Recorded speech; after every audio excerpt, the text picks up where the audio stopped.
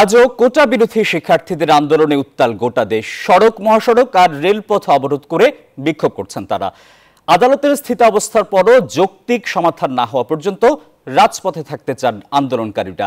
এদিকে শিক্ষার্থীদের এই কর্মসূচির কারণে চরম ভোগান্তিতে পড়েছেন যাত্রীরা। শিক্ষার্থীদের কোটা বিরোধী স্লোগানে উত্তাল রাজপথ। অবরুদ্ধ মহাসড়ক, রেলপথ আটকেও বিক্ষোভে সামিল শিক্ষার্থীরা। অন্য দিনের মতো বুধবারও রাজধানীর শাহবাগে জড়ো হয়ে বিক্ষোভ করতে থাকেন শিক্ষার্থীরা। শুধু শাহবাগ নয়, রাজধানীর বিভিন্ন পয়েন্টেও আন্দোলনে নামেন কোটা বিরোধীরা। কয়েকটি মেট্রো রেল স্টেশনে বের হওয়ার পথও বন্ধ করে দেয় তারা।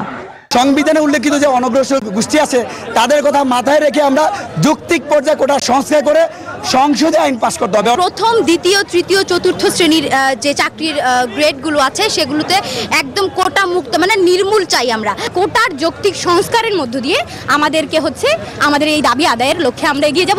রাজধানীর আন্দোলনের ঢেউ পৌঁছে যায় ঢাকার বাইরেও। ঢাকা আরিচা মহাসড়ক অবরোধ করেন জাহাঙ্গীরনগর বিশ্ববিদ্যালয়ের শিক্ষার্থীরা। মহাসড়ক অবরোধ করে বিক্ষোভ হয়েছে কুমিল্লা, খুলনা, বরিশাল ও রাজশাহীতেও। আর চট্টগ্রাম ও ময়মনসিংহে রেলপথ অবরোধ করেন আন্দোলনকারীরা।